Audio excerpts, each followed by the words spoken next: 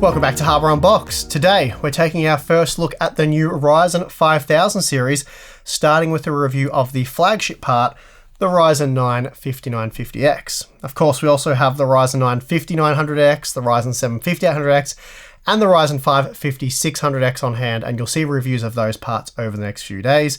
Pretty similar to how we released our Intel 10th Gen Core Series content. I also feel that these new AMD processors are such a significant leap forward that they each deserve their own dedicated review.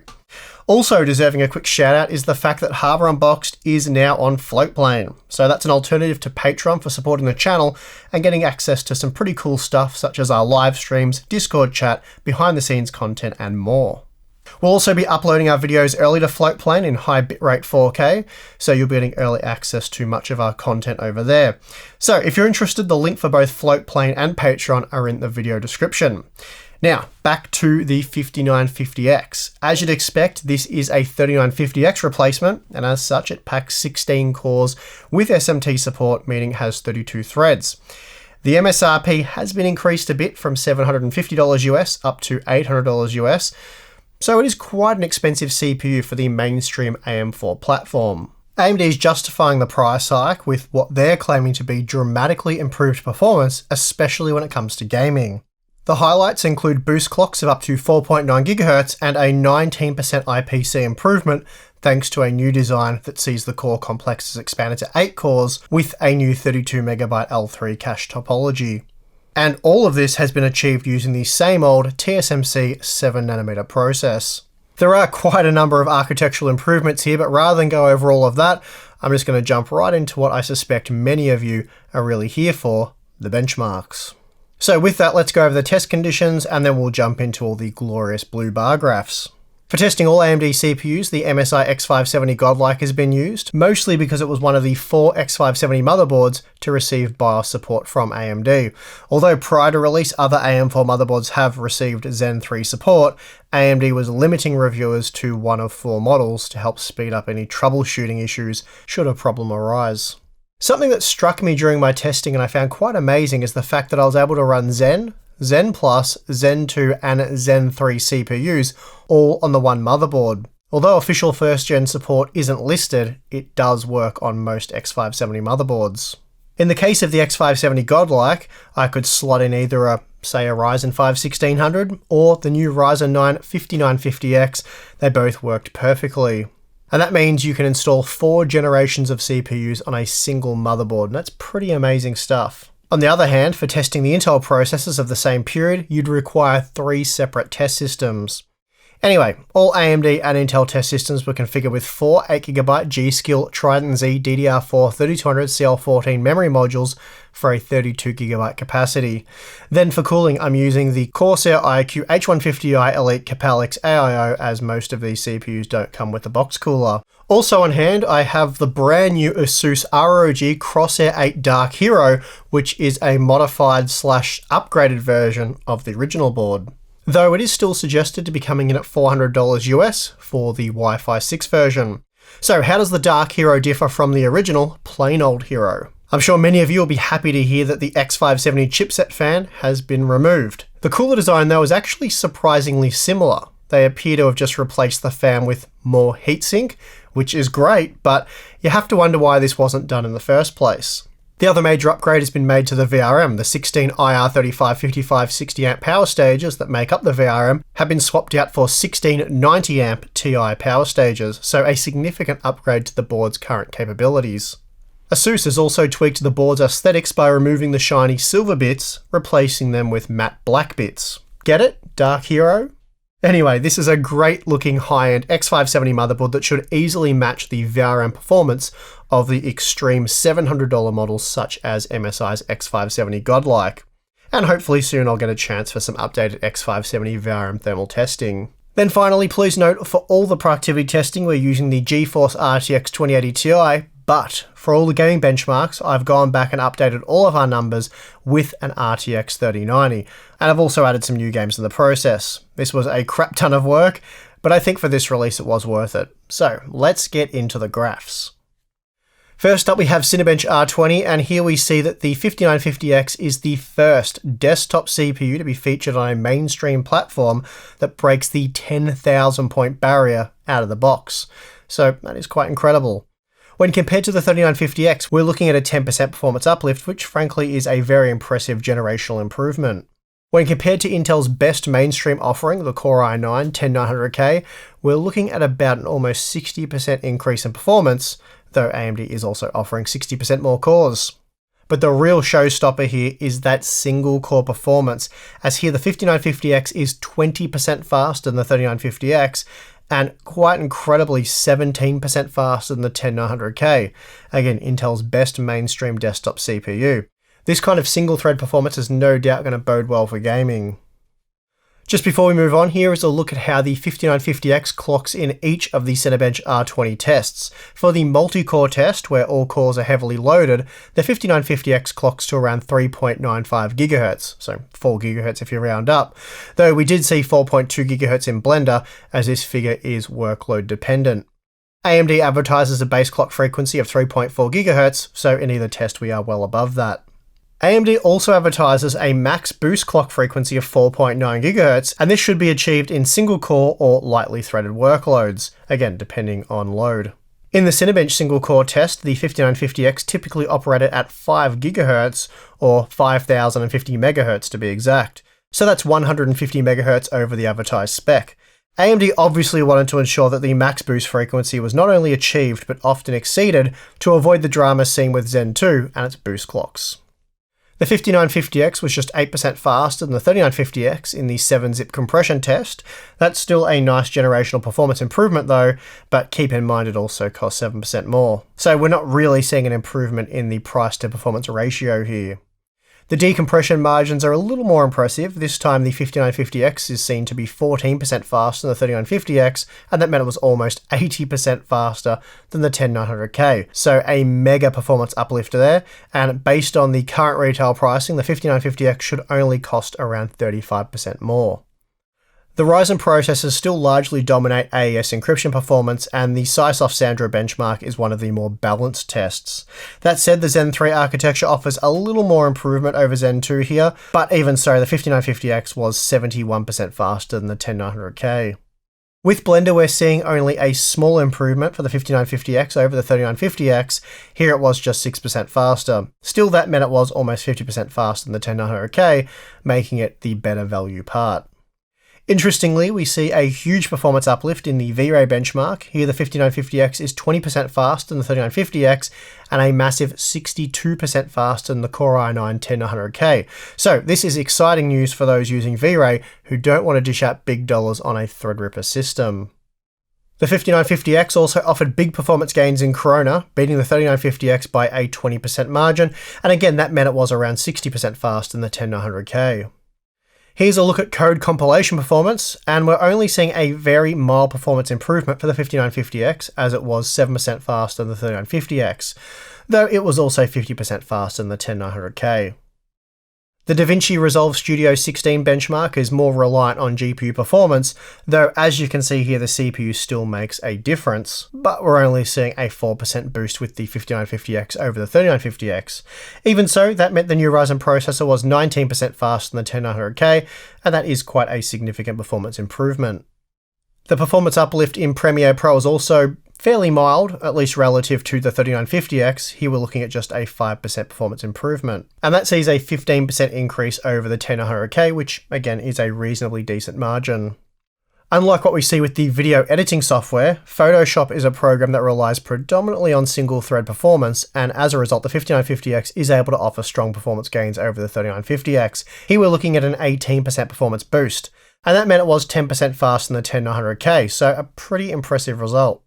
After Effects is another application that relies heavily on single core performance, and again we're seeing a strong performance advantage with the 5950X. Here it was 20% faster than the 3950X and 15% faster than the 10900K. Now here's a quick look at power consumption, and I've got to say it's extremely impressive what AMD has managed to achieve here. The 5950X uses the same 7nm process as the 3950X, and yet AMD's engineers were able to not only improve performance, but also reduce power consumption at the same time for greatly improved efficiency. So despite boosting performance by 6%, we're also looking at a 5% reduction in power usage for the total system. That's a pretty incredible result. Moreover, we're looking at a 25% reduction in power usage when compared to Intel's 10-core Core i9 10900K. Okay, time for the game benchmarks, and again, please note we're testing with an RTX 3090. Starting with Far Cry New Dawn at 1080p, we find a 10% performance uplift for the 5950X over the 3950X. Not bad, though that does still make the 5950X 6% slower than the 10900K.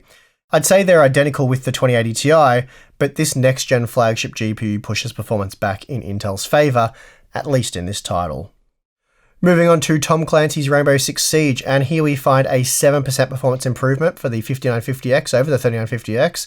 Again, not bad, but not really amazing either, and this meant the new 16-core AMD processor was still 6% slower than the 10900K, which will no doubt disappoint some AMD fans. Watch Dogs Legion is the newest game added to our battery of gaming benchmarks, and this one shows a 14% performance increase for the 5950X over its predecessor. That made it just 2% slower than the 10900K, so here we're seeing performance that is certainly close enough to call a tie, so that is great to see. Frame rate performance in F1 2020 is also extremely close between the 10900K and 5950X. Here AMD again trailed by just a 2% margin, allowing the RTX 3090 to pump out 272 FPS. It's also well worth noting that we're looking at a super impressive 21% performance uplift over the 3950X. That is a truly incredible generational leap. And these results are kind of a big deal. In Horizon Zero Dawn, the 5950X edged out the 10900K, albeit by just a 2% margin. Perhaps more impressive though is the 14% increase over the 3950X. That is a very nice gain indeed. Unfortunately, we are only seeing a 5% performance boost in Borderlands 3 for the 5950X over the 3950X, but that's enough to place the new 16-core CPU within a stone's throw of the 10900K. Basically, we're seeing it match the 10600K. In the end, it was just 4% slower than the 10900K, and generally anything within a 5% margin I deem close enough to call a draw. Well, I gotta say, this one blew me away. Previously, Intel enjoyed a fairly reasonable performance advantage in Death Stranding, as the 10900K was almost 20% faster than the 3950X. The 5950X, though, is a whopping 34% faster than the 3950X, and that meant it was also 12% faster than the 10900K. That is a big win, and it's pretty remarkable, especially given we haven't seen the margins reversed to anywhere near that degree in Intel's favour. The 5950X also nudged ahead in Shadow of the Tomb Raider, and please note we're not using the built-in benchmark here. The footage shown in the top left corner of the graph is where I'm testing this game. So here the 5950X was just 4% faster than the 10900K, so basically the same performance, but it was also a 24% improvement over the 3950X. Another game where I was completely blown away by the results this new Ryzen processor was giving me was Hitman 2. Here we're looking at a 34% generational performance leap. 34%. This saw the 5950X push the RTX 3090 to 167 FPS, making it 10% faster than the 10900K. That is double-digit gains over Intel in a title where AMD used to do quite poorly. Another game where the 5950X performs very well is Star Wars Squadrons. Here it pushed the RTX 3090 up to 312 FPS on average, and that placed it on par with the 10900K, though the 1% low performance was 9% stronger. Then when compared to the 3950X, we're looking at a massive 26% performance increase. I actually had to retest Serious Sam 4 3 times before I believed the results I was getting. Here the 5950X was 13% faster than the 10900K and an insane 48% faster than the 3950X. That's one hell of a performance leap from one generation to the next.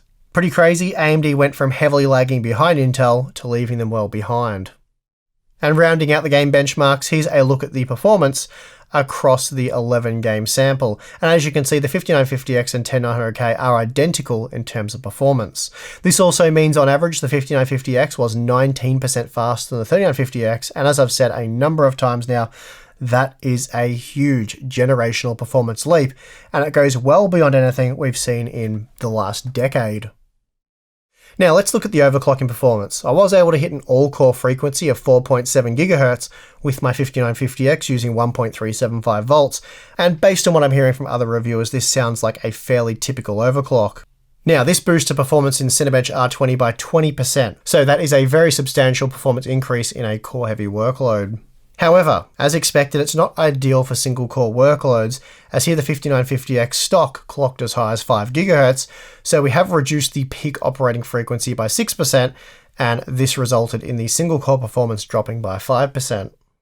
But again, in core-heavy workloads, like what we see here in Blender, the increased all-core frequency is of great benefit. Here we're seeing an 18% performance increase, which again is quite remarkable. Of course, the downside to overclocking is increased power usage and therefore thermal output. The 4.7 GHz all-core overclock increased the total system usage by 40%, as the 5950X was now sucking down around 140 watts more. Still, when compared to the stock 10900K, it doesn't look all that bad, as it was 74% faster. Unfortunately, my overclock wasn't particularly useful in games, as here we're losing a bit of performance. It was only 4% slower, but that's not ideal for those overclocking for maximum game performance. Having said that though, oddly enough, performance in Far Cry New Dawn is slightly improved. We're only talking about a few extra frames here, but given what was seen in Rainbow Six Siege, I wasn't expecting to see this kind of result. Now, just quickly, here's a look at temperatures and the operating behavior of the Ryzen 9 3950X and 5950X. Both have been tested in a 21 degree room using the Corsair iCUE H150i Elite Capelix AIO on the MSI X570 Godlike installed inside the Corsair Obsidian 500D ATX case. Here we're seeing that the 5950X actually ran 6 to 7 degrees cooler than the 3950X under the same test conditions, despite running at slightly higher clock speeds using the same 7nm process. Part of this will be down to the 7nm process maturing, but AMD is also claiming some architectural optimization as well. These enhancements also allow for slightly lower vCore, which again will have helped to reduce the power consumption and therefore the thermals. Now, just lastly, here's a look at price to performance of just the processors. The 5950X should land at $800 US, and that means upon release it will cost $70 US more than the 3950X. And here we're seeing that in terms of price versus performance, that puts both CPUs on par, and both are better value than the 10900K, but slightly worse than the other lower core count Intel parts such as the 10600K and 10700K. But of course, when talking about core-heavy productivity tasks, they are in a completely different league. Here we're seeing that despite the strong single-core performance, the 5950X works out being a little more expensive than the 3950X and 10900K in Photoshop, though that's probably not too much of an issue for this high-performance CPU, as the times money mentality is generally applied here. As expected, the 5950X is a pretty weak value proposition when it comes to gaming, as typically speaking, games don't come anywhere close to utilizing even half of the 5950X. That said, at a $70 US premium, it is better value for gaming than the 3950X. Even if we look at the average performance seen across the 11 game sample and use that data for a price to performance comparison, we see that while the 5950X beats the 3950X, it's worse value than everything else. Still, as I've said, that's not surprising given that games can't come close to taking full advantage of a 16-core, 32-thread processor.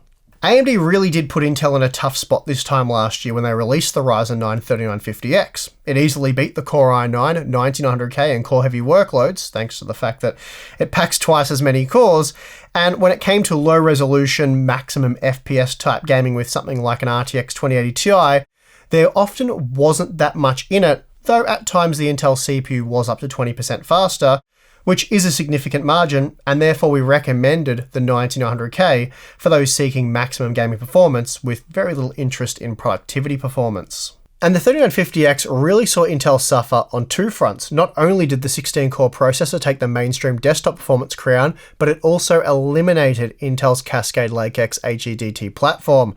Though not single-handedly, I might add. The second and third gen Threadripper processors were the final nail in that coffin. Point is, the 3950X was kind of a big deal and exceeded all of our expectations at the time. Now we're just a year on and we have an even better processor, a much more well-rounded processor that firmly takes the performance crown away from Intel. Sure, Intel still edged ahead in a few games, but overall performance leveled out across the 11-game sample, and we saw some pretty strong wins for the 5950X in titles such as Death Stranding, Serious Sam 4, and even Hitman 2. Of course, if you are mostly interested in gaming performance, the Ryzen 9 5950X really is overkill.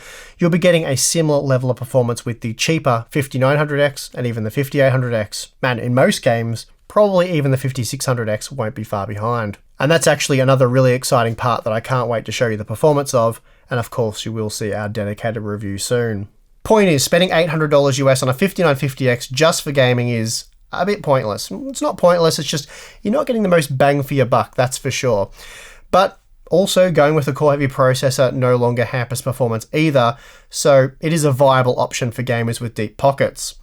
Of course, where this new 16-core processor really shines is for those who want to work and play, and right now there is no better option for tackling both of those tasks. As for the $800 price, while it is disappointing to see AMD increase the cost of their flagship AM4 part by $50, I also feel as though there's more than enough on offer here to justify the 7% price hike.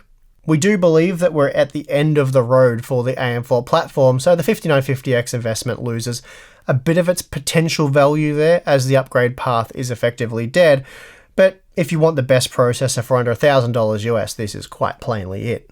Now, for those of you already rocking a Ryzen 9 3950X, the 5950X really isn't worth the upgrade, and chances are if you're gaming with a high-end GPU, you're doing so at a high resolution where you'll almost always be entirely GPU bound. For example, at 1440p, there will be very little difference between the 3950X and 5950X with an RTX 3090, and I expect to see no difference at 4K. Then when it comes to productivity performance, the gains really don't justify the investment. On the other hand, if you're coming from a second-gen Ryzen processor, the upgrade for both gaming and productivity will be huge, and if you're after seriously strong productivity performance, then the 5950X will be a great option, as long as you're ready to part with $800 US. On that note, it will be very interesting to see what happens with pricing for the 3950X over the next few months. If it does drop off a bit, then it could become a really great value option, so keep an eye on that if you are upgrading from a first or second gen processor. You'd expect the 3950X to retain its value if the 5950X availability is weak, but I'm hearing that that is not the case with strong supply for these new Ryzen 5000 series processors. So fingers crossed that that is the case. Anyway, it's great to see AMD take yet another big step forward with their Zen architecture, and with this one they can now finally claim to be industry leaders. I'm looking very forward to checking out the rest of the product stack. We have all the processors on hand, as I said earlier in the video, and tomorrow you will be getting another Ryzen review at the normal time slot. So that is going to do it for this one. Again, if you'd like to join us over on Patreon or Floatplane, the links for both of those are in the video description. The new Floatplane account now gives you access to our content when it's ready. Basically, we're just going to upload videos and release them there when they are ready, rather than schedule them as we do on YouTube, because with Floatplane, we don't have to worry about the algorithm and any of that kind of stuff. So when it's ready, you can watch it. So a bit of a nice bonus for those over on Floatplane. But either Floatplane or Patreon will give you access to our monthly live streams, exclusive Discord chat, behind the scenes content, and more. Anyway, if you don't want to do that, that is perfectly fine. And as usual, I would like to just thank you for watching this video right till the end. I'm your host, Steve, and I'll see you again next time.